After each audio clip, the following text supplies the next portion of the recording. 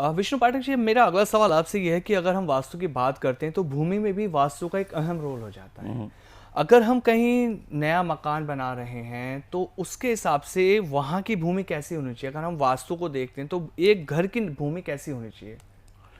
देखो, वास्तु में जो कि अब धीरे धीरे लुप्त होता जा रहा है, वास्तु में मेन महत्व या प्रमुख महत्व तो उस भूमि का ही है जिस पर निर्माण आना है।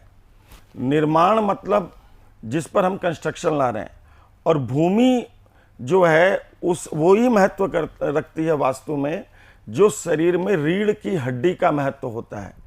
अगर भूमि अनुकूल नहीं है तो उस पर हम कितना भी वास्तु से सम्मत मकान बना लें, घर बना लें, गोडाउन बना लें, फैक्ट्री बना लें, हॉस्पिटल बना लें, बीपीओज बना लें या कोई धर्मशाला बना लें, अगर भूमि उचित नहीं है तो कितना भी हम वास्तु सम्मत घर बनाएंगे या अन्य प्रकल्प बनाएंगे, उसका उतना प्रतिफल हमें नहीं मिलेगा। इसलिए भूमि का बहुत बड़ा महत्व है। भूमि को देखने की या भूमि को जांचने की वास्तु में अन्यान्य क्रियाएं आई हैं।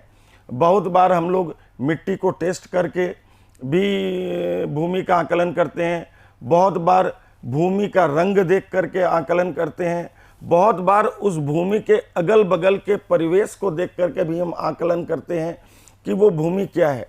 और जब अनुभव होता है जिस प्रकार से, तो जैसे जैसे हमारा अनुभव बढ़ता है उसी प्रकार से जब हम किसी भूमि पर चलते हैं तो मानो ऐसा प्रतीत होता है कि हम उस भूमि से बात कर रहे हैं। अच्छा।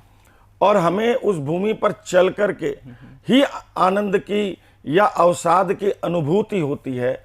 और ये बहुत इसी प्रकार से वास्तु की भूमि, वास्तुयुक्त भूमि और वास्तु से रहित भूमि का हम आकलन कर पाते हैं। लेकिन मैं पुनः ये बात कहूं कि वास्तु में भूमि का 70 से 80% योगदान है, और जो अब धीरे धीरे इसके आकलन पर लुप्तता आती जा रही है, जो कि एक चिंता का विषय है।